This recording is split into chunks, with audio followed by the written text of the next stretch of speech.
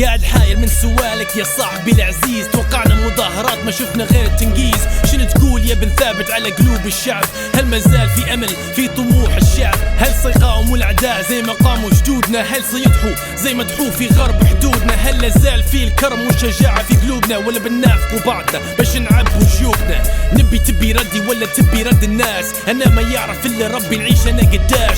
تبي الراي المعاكس ما عندي الا عساس. صفيها لك زي اللي ينزل من قصعة الكسكاس. اول حاجة يقولك راهو واحمد ربك كانك حي. حامد ربي لو مشت نفط البلاد ما فيها شيء. ويمكن هيك خير باش يقلبوها على راسها زي ما داروا في تونس. تحية هذه خاصة. على الاقل عنا خبزة والخبزة رخيصة. صوم دم الشهيد ما تقدرش تقيسها. شنو عذرك تستنى في سيدنا عيسى؟ والدولة اللي جنبنا لزت رئيسها. قال لي اني فهمتهم بعد ما شتمتهم. يا معمر راهو شعبك ما عمرك ما خدمتهم. يا معمر راهو خيلك تعتزل تتوب. ما هو يا معمر مستحيل الهروب. الانتقام بيجيك زي القطار في الحيط. حنغرقوك في مادة جيب غلي الزيت باش تعرف شهداء بوسليم كيف صيحوا. لين يشوفوك في الجحيم مش حيستريحوا. نقسم بالله اللي خلقك وخلقنا معمر نهايتك. والله اللي قربنا 90% منا راهو غضبنا. شي يوم الباقي حي يا ريت نهربنا. مش حيفيدكم فلوسكم لما نقطعوا روسكم. في اليوم اللي حيتلاقوا جيوشنا وجيوشكم نوشكم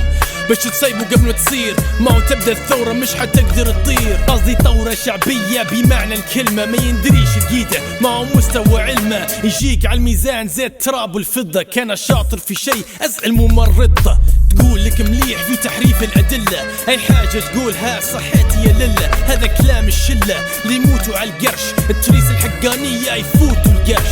الرزق اللي خنبتوه والبري اللي تلتوه والتلميذ اللي هملتوه كلهم توا حيجوكم. ما عندكم وين تهربوا نعرف وجوهكم. ما يستقبلكم حد حي على خشوبكم. رافعينهم توا الصادشين الكلاب. عارفينكم توا ما تعرفوش العذاب. لكن توا تعرفوه حطوا فلوسكم برا. تجمدهم سويسرا لآخر مرة. تستغنوا على الشعب ما يبوش يخدموه. يا مسطين ما تعرفوش الا تخنبوه. الرزق اللي تاكلوا فيه هذا نار. هذا واضح زي شرف سيدي عمر المختار اللي مات على البلاد. شوف احداث البلاد قداش من هالقرن هو فات البلاد. قداش مليارات اللي نصرفوا في الفاضي.